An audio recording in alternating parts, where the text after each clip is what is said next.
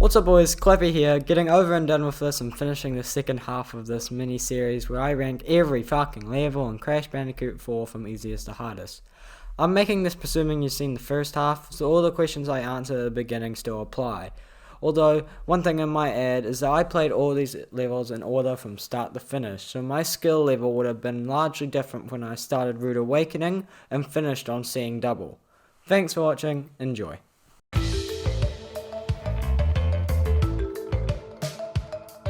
The first level in the game is hard to get the developer time on. Of course it is. There are a few reasons why it's so hard: precise movements, boxes that are hard to break, and you can't take any damage. That itself is hard to pass. But once you finally get past that, there's a jump that can set you back to the beginning. At 1 minute 30, when you get to the wall of timed platforms, you need to instantly jump on the first, then jump to the right onto the larger platform, which is easy enough, but then you need to slide jump under the platform to your left, double jump to be just underneath, and then with a little extra boost that your dive gives you, you need to get just above the platform, and the hang time must keep you up until the platform comes back out for you to land on. All that, and you beat the time by over a second. But not using that jump has you fail and you have to restart. That's what makes it so hard, but here's the run I had.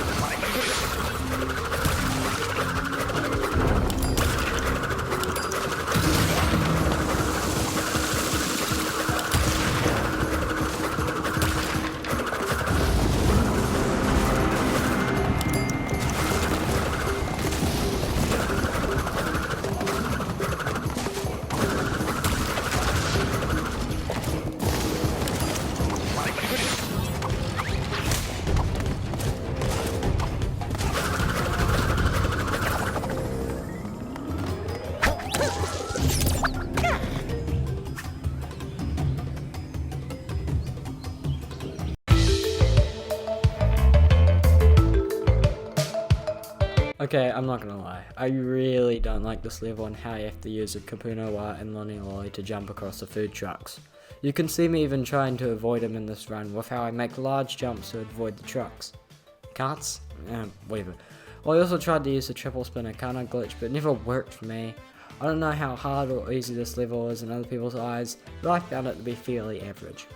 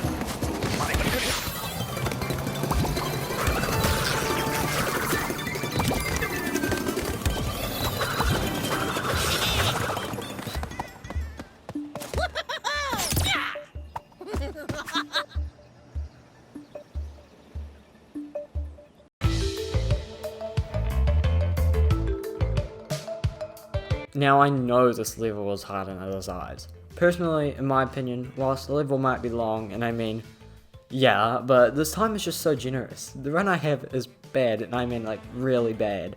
I was actually just continuing this run so I could get both the platinum time and just get to know the rest of the level and finish it. This level took me one of the least amount of tries compared to the other levels, but I had to put it higher because I know it's difficult to sum and it would have been a bit more challenging. I just got lucky.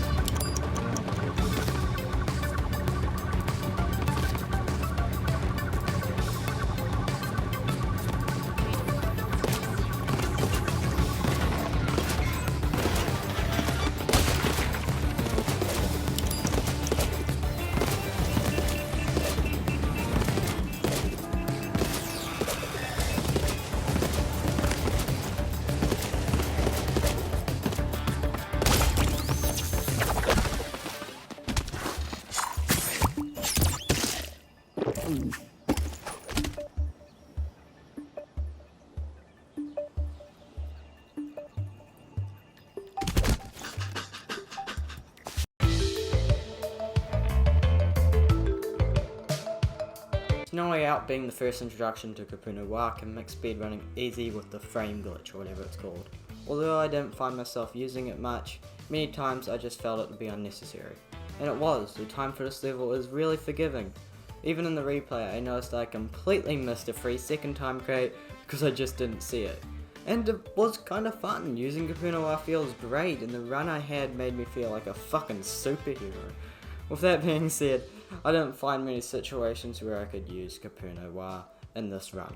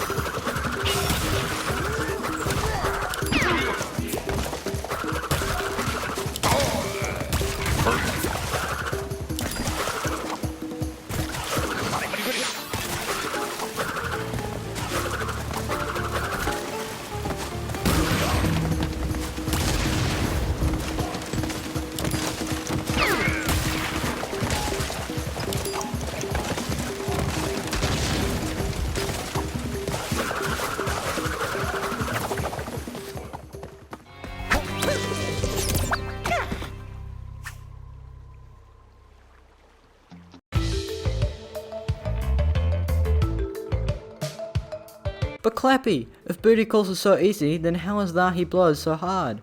Simple. A lot of skips that made booty calls easy, you can't do. It starts off with the Dingo Girl section, which is fairly tied for by the developer. But then the skip, where you can go over the side of the level, isn't of any use, because of the time crates over the water. Then, with the end of the level, it makes it harder to jump over the platforms when all the platforms are on fucking fire. Coupled with the enemies everywhere on the crash section, makes this level so hard for me. You might find this level easy, and you may make fun of me for this, but this level took me over 8 hours, or around 8 hours to complete. You can imagine how relieved I was when I finished this. Here's a run that saved my controller from flying out of the window.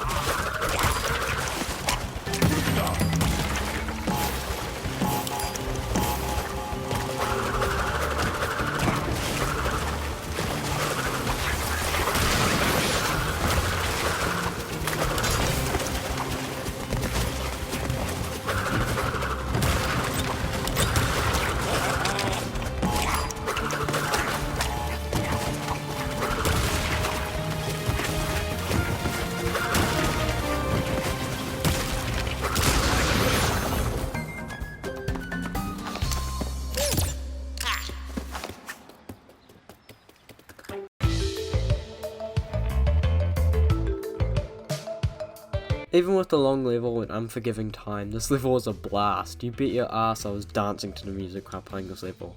And fuck me, is this level pretty to look at.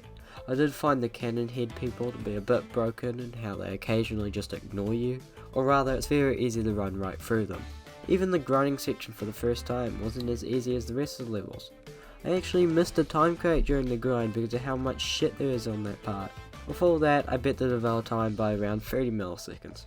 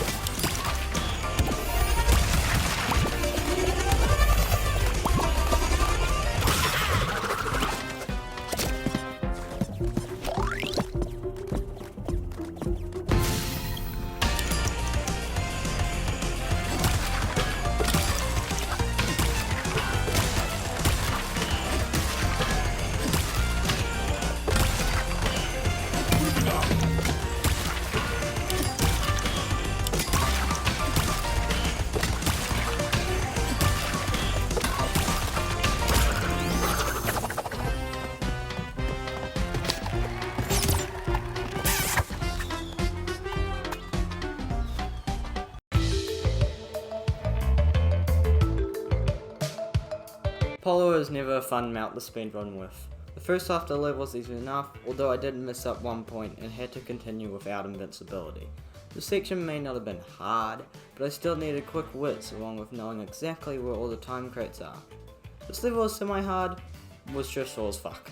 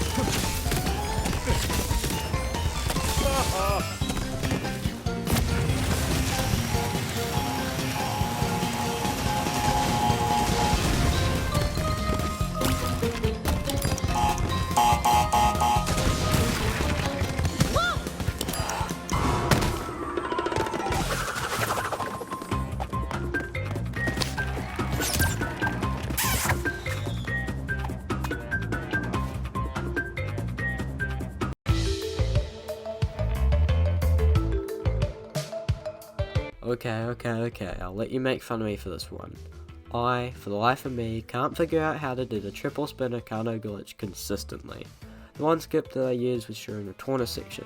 Use the TNT boxes around 36 seconds in to ignore the wall jumps. And besides that, all I could do was hope that I didn't screw up the rest of the level. And that's really about it. Fuck you, Akano. Here's my run.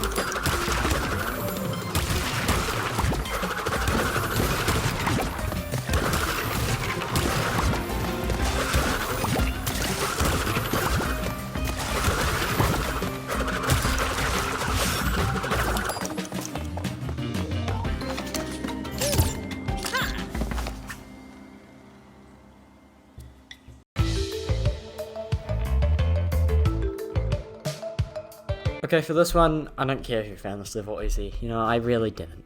The Dingo Rail section was semi-challenging, and the Crash section had some hard parts, and having to get past them in one run was no easy feat for me. Especially sliding under those rock things. It also had the same problems as that Dino Dash had, where boxes were hard to break without blowing up. But whatever, it's my opinion, I don't need to explain it to you, go away.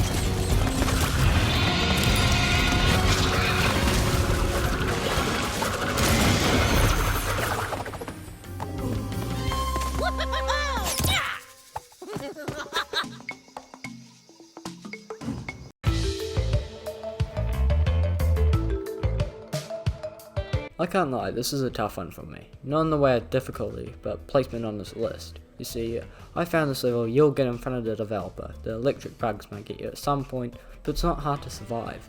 The developer did catch me at one point, but it only took me a few seconds to get in front of him and he was out of sight again. One thing I might add, try not to get hit. Invincibility always helps, and you get it where several enemies such as those electric bugs are placed. So yeah, don't suck and you'll be fine basically. That kinda goes for all of these levels.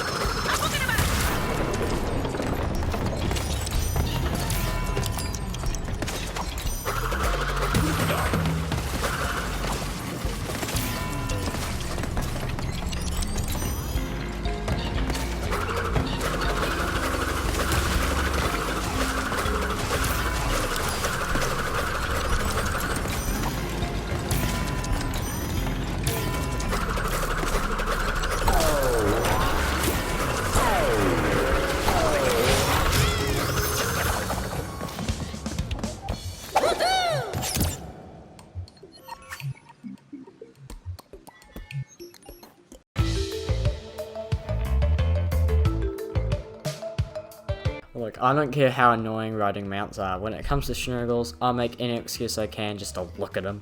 But in all reality, I did miss multiple crates here and there, but managed to get the time due to how long this level is, and essentially making all those crates obsolete. The level is largely just Schnurgle, and whilst mounts are typically shit in every way, this level didn't make it feel too unfair.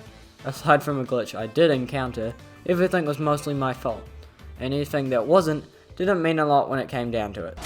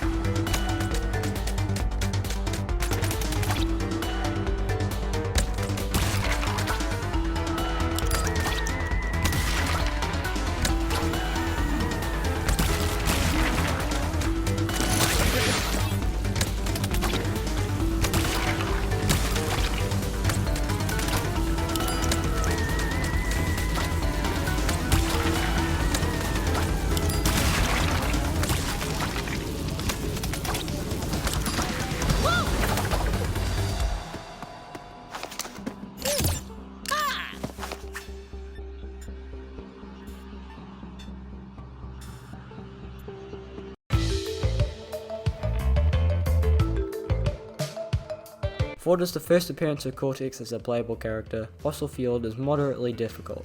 You see, there's quite a lot of room for error for such a short level, and once you know what's coming up, you should be able to finish the level nicely.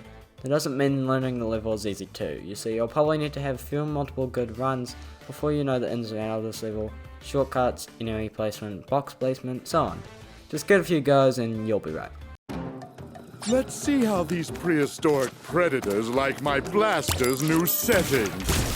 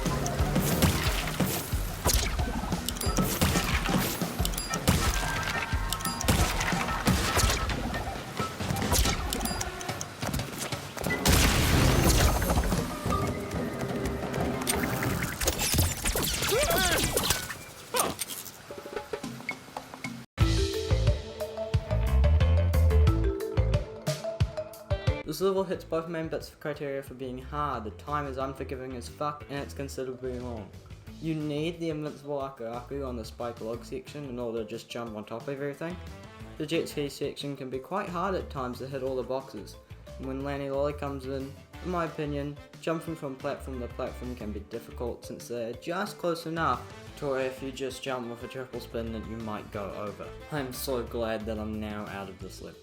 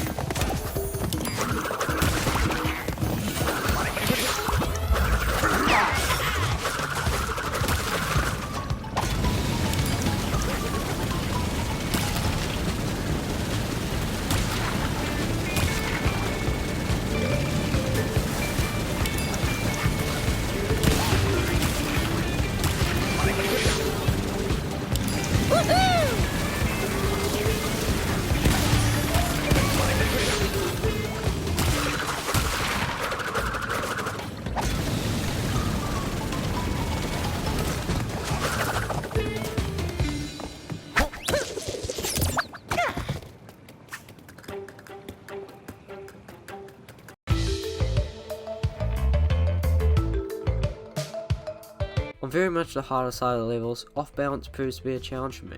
Although there is a huge skip that takes you right to the end of the level from about 2/3 through the level, I didn't find myself using it. I was tempted, don't get me wrong, and maybe just out of pure stubbornness I just refused. And of course, because how god awful I am with Hakana, I didn't pull off the triple spin jump. Even learning Lolly proves to be a challenge, mainly with those stressful time crates I have to break. So of course, I just had to practice this level over and over for about 5 hours until I managed to pull it off in this run.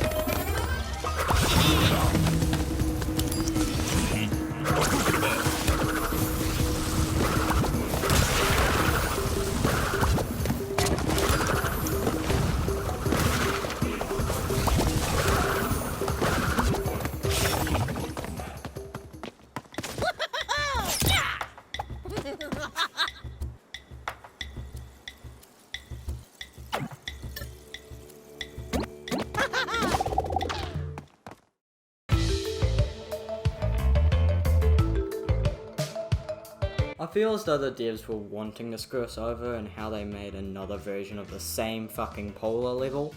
Torna's section is filled with annoying electric jumps and a seemingly random way of generating cycles.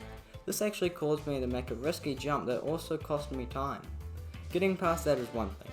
The polar section is made harder than Bear's repeating.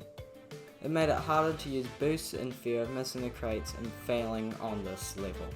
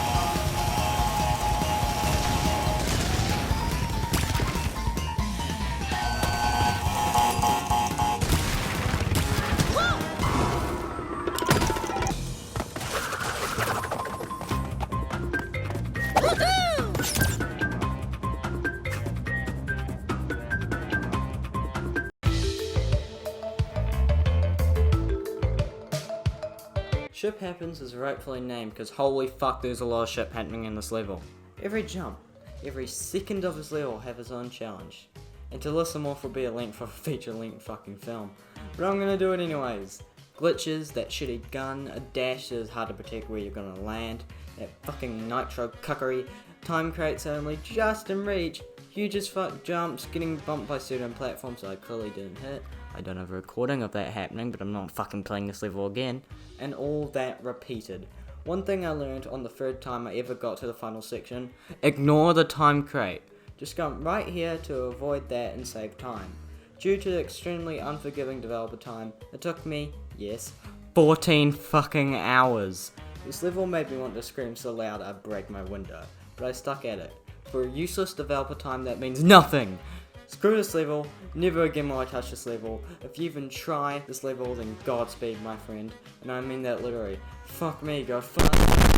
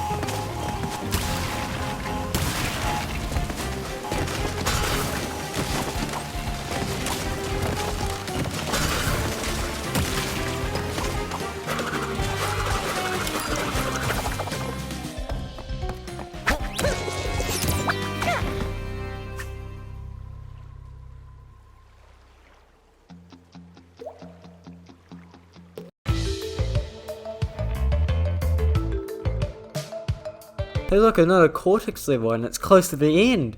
This level was infamous for the ending crash section, and admittedly I probably tried to be unnecessarily fast as Cortex. Aside from a few errors during the run, I tried to be as perfect as I could, and I mean, it shows. You know, I missed multiple crates, adds crash, and was slow, so it wasn't worth trying too hard for that. Ugh, I just hope in the next level we can move on from Cortex.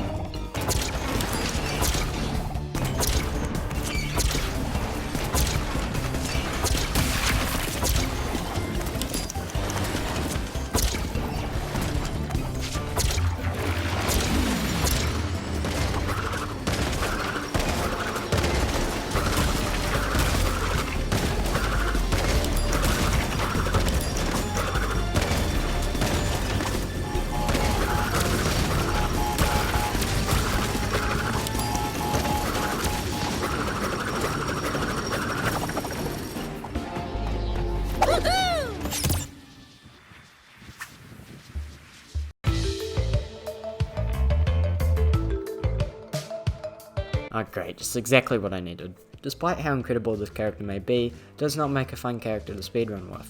The Cortex section feels like a puzzle, and while the Crash section may be no different, you always have this motherfucking developer hanging over your back the whole time because I'm sure this section needed more stress. I just hope if we ever play as Cortex again in Crash 5, then his gun will be fixed, because god damn is it a nuisance in this game, and particularly this level.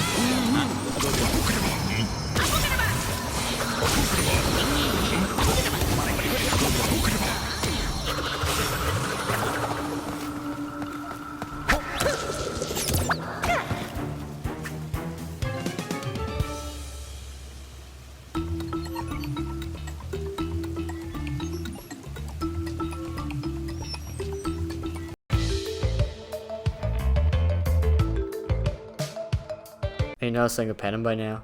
The Crash section is largely the same, still you can mess up this Cortex section. God damn, if what I said for Fossil Field was wrong, then I must be wrong on this one. You need to know this level perfectly well. Fucking 4 tabs of other people's runs, this is urgent people. Forget homework, forget porn, you need all your tabs to play run-throughs at 1080p minimum. It's already a puzzle to begin with, we don't need to rush through the damn thing.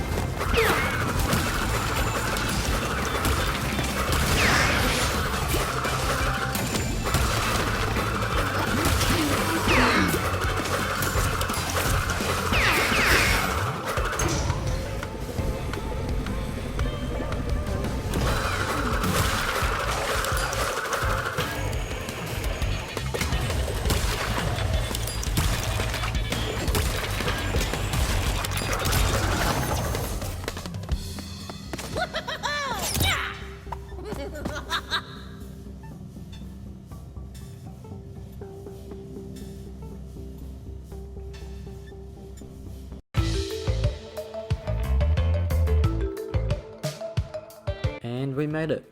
Finally to the end of this list, and we reach a level that so many players despise. Toxic tunnels has you moving, making risky moves non-stop.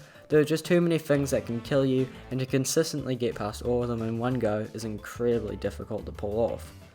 I didn't expect it to be this hard when I first started this level, and the best way to explain that is for you to give the level a go. I bet you have the same experience as me, and here is my final run.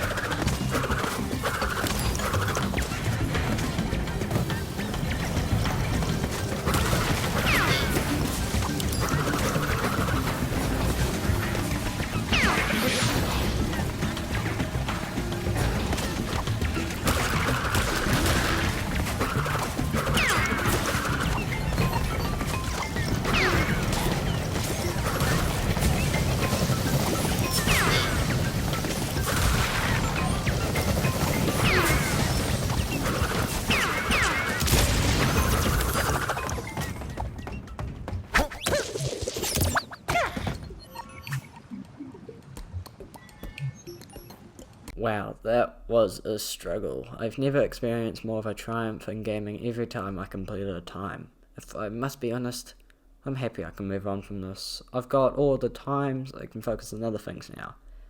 Not to mention this ranking kinda took it out of me. A lot of writing and small things that took up a lot of time.